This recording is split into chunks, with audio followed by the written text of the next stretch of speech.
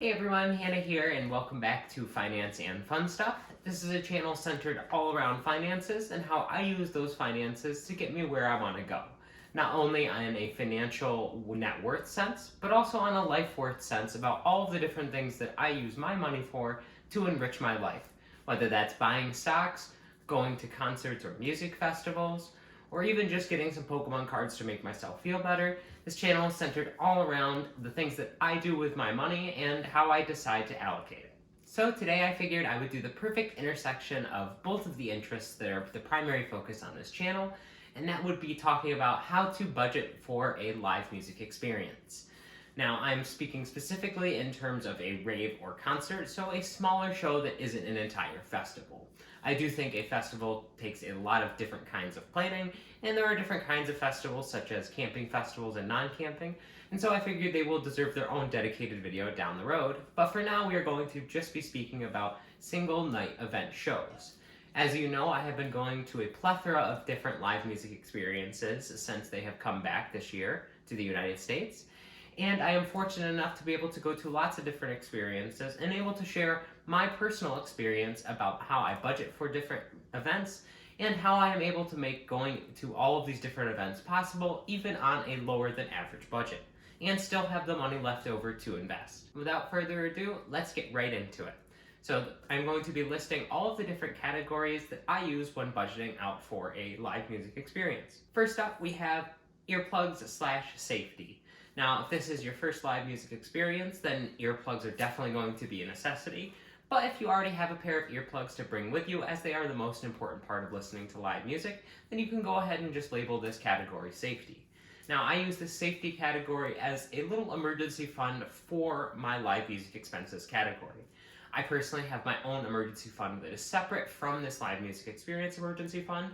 But I do feel that it is important if you're going to be going outside of your home, especially if you're going to be traveling for some of these live music experiences, that you have a little cushion in place. That way, in case something happens, you don't have to feel bad about all of the money you spent on whatever it was that happened.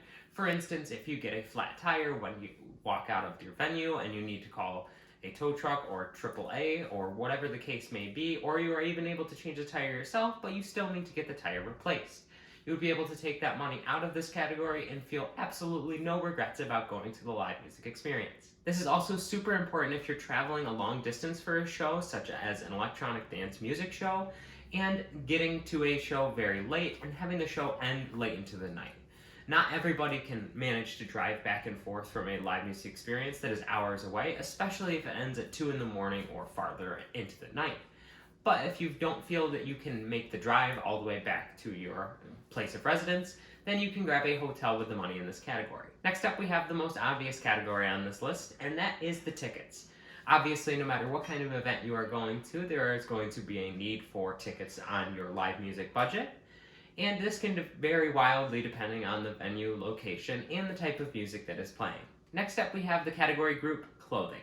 Now, this one can be definitely very individual, and you can use it based on how you interpret the meaning of clothing. I personally use this to mean merch surrounding around the artists that I love and wish to support. So if I'm going to be going to a show, especially if it's a music festival, I want to make sure I have some money in the clothing category so that way I can get some merch at the show and help support the artists I love. But I also use this to buy clothes if I'm buying outfits to go to raves in, then I can put it under this category as well. Next up, we have extracurriculars. Now, I would use this category for any alcohol or any other substance you are going to be consuming at a live music experience. Now, it goes without saying, but I feel like it should be mentioned here as well to make sure you are always practicing safe use if you are using any kind of substance, whether that be alcohol or anything else. Always be sure to test whatever product you are going to be using, especially if it's something that does not come from a credible source or come from an exact retail store. If you're going to be getting anything from a random stranger, please make sure to test, as that's the only way you can ensure you're going to be safe. Next up, we have food. Now, I use this category quite a bit with my live music experiences. I use it for the food before the show, and I also like to have a little bit of food after the show.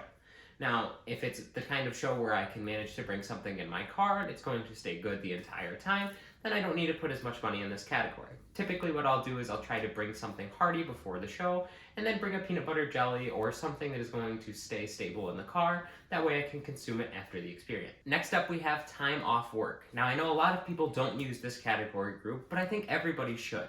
This is useful if you are going to be going to a live music experience that is going to be taking away from your routine work schedule.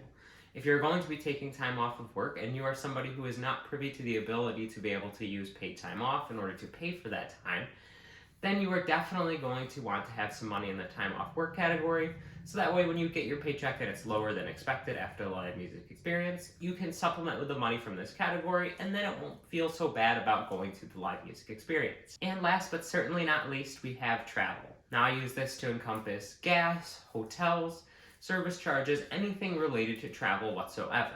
You could also use this to encompass food if you wanted, but I prefer to have it broken down individually. So what I do is I fill up all of these categories to the amount that I feel is necessary for my next show, and then ensure that I have money inside of all of them. That way I'm fully prepared for whatever experience I am going to. Well, that's how I prepare for live music experiences and how I manage to go to so many of them. I would love to hear down in the comment section below about how you prepare your budget for live music experiences or anything else you're super interested in.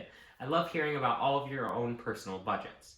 If you enjoyed this video, please make sure to give it a like and hit that subscribe button, as it really does a lot to help push this channel out to new audiences, and I love being able to talk to new people.